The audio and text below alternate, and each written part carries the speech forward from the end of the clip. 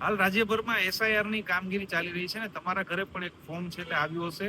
એ form ભરવું બિલકુલ જરૂરી છે ને એ ફોર્મને બિલકુલ લાઇટલી ન લેતા, બાકી આગળ જતા તકલીફ પણ પડી શકે છે. આપણી સાથે આ કામગીરીમાં જે જોડાયેલા લોકો છે, એમના આગેવાનો છે, તેમની સાથે વાત કરશું. શિક્ષકના આગેવાન છે. આ એસઆઈઆર નું ફોર્મ છે જે અત્યારે લોકોના ઘરે પહોંચી રહ્યું છે, તે ભરવું કેટલું જરૂરી છે ને શા માટે? આપને ફોર્મ આપે તો આ ફોર્મ છે ઈએફ ફોર્મ. ઈએફ ફોર્મમાં તમારી ડિટેલ છે, તમારું નામ છે, ચૂંટણી કાર્ડ નંબર છે, ફોન નંબર છે, એડ્રેસ છે, બધી વિગતો આપવાની છે.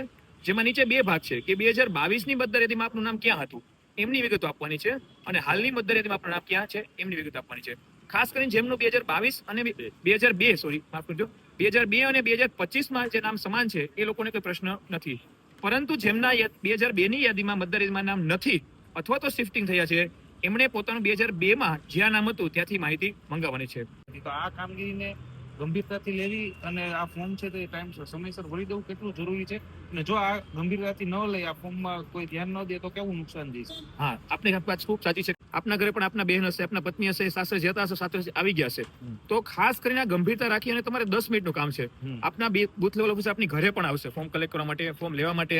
જો આવ્યો હોય ને એ સમય હાજર ન હોય તો આપની નજીકનું જે મતદાન આપનું બુથ છે ત્યાં જઈને ફોર્મ ભરવું જોઈએ. ભરીએ તો નામ કમી થઈ જાય, ના ભરીએ તો નામ કમી પણ થાય છે, જેનું શ્રેષ્ઠ આપની સામે છે. આપ મીડિયાના મિત્રો પણ માર્ક કર્યો છે, બિહારમાં 40 થી 50 લાખ મતદાતાના નામ છે એ કમી થઈ ગયા.